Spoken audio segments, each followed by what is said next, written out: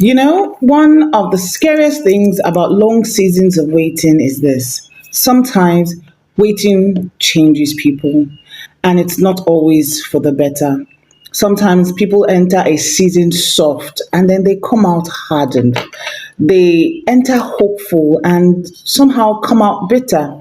They enter trusting God and slowly become angry, reactive, defensive, exhaustive. And honestly, I think that's what makes the waiting dangerous sometimes.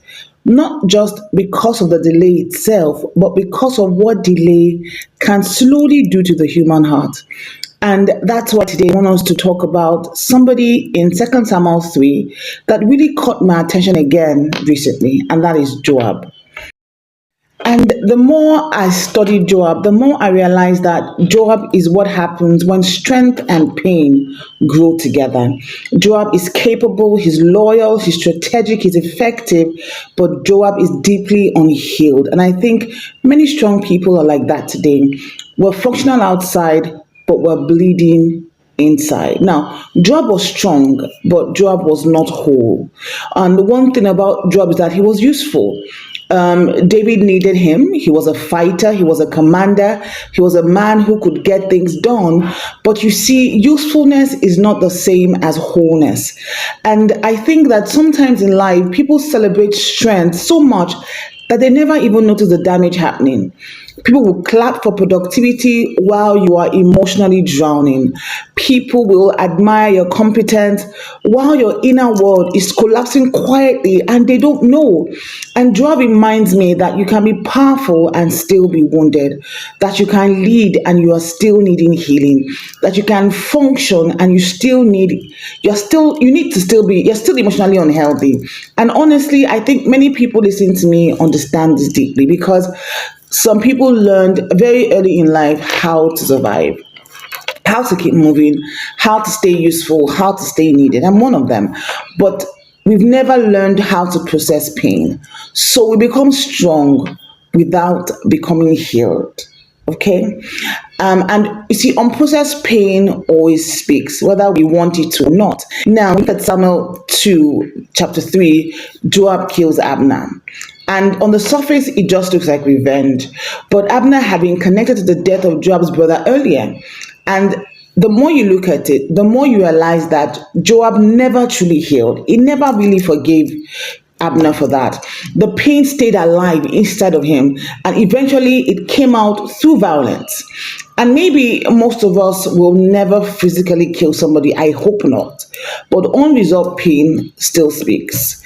And sometimes it will speak through anger, it will speak through control, it will speak through withdrawal, it will speak through bitterness, it will speak through emotional shutdown, it will speak through constant defensiveness.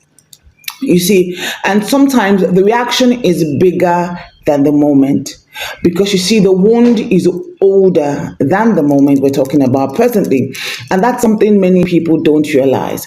Not every reaction is about now. Some reactions are accumulated pain finally leaking out. That's why some people explode over very small things, because the issue is not the present situation. The issue is they're exhausted, they are disappointed, there's old grief, and there's long term frustration. And long waiting seasons can intensify that, especially when people are feeling overlooked, when they're feeling delayed, unseen, emotionally tired, when they're not able to express, they're just exhausted. Now you see, you cannot build your identity around pain because there's something I noticed about Joab. Pain had become part of how he operated, his modus operandi, and that was dangerous because you see, if we're not careful, we can slowly build identities around old wounds. People begin to say things like, this is just how I am. I don't trust people anymore. I have trust issues. I've suffered too much. You have no idea what has happened to me. I have to protect myself. Nobody shows up for me. These are the things we all tell ourselves because slowly pain has become our personality. But healing requires us to ask critical questions. Who am I without this wound? Who am I beyond survival mode? Because you see, survival is not the same process, it's not the same thing as peace. And I think some people have lived in survival mode for so long that calm feels unfamiliar, joy feels suspicious, rest feels unsafe, softness feels weak. But God did not create us merely to survive life. God wants us to be whole. And that's why I love David. And no wonder God called David a man after his own heart, because David responds differently. What's interesting in how David responds is that David does not celebrate Abner's death. David actually grieves, even though Abner was part of his problem. And I think that matters deeply because David understood something that Joab did not. Pain must be processed properly or it will become destructive. David mourned because Joab retaliated. And honestly, I think healing often begins when people stop pretending that they are okay. Because some people are not just angry, they are hurt. Some are not just difficult, they are exhausted. Some are not just cold, they are disappointed.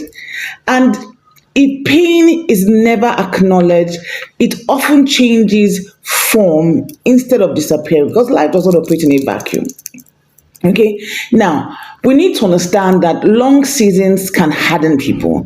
And I think this is really the heart of today's conversation. Long seasons can harden people. We need to understand that, especially when prayers seem unanswered, life feels unfair, doors remain closed, people disappoint you, progress feels slow. And if we're not intentional, disappointment can slowly reshape our hearts.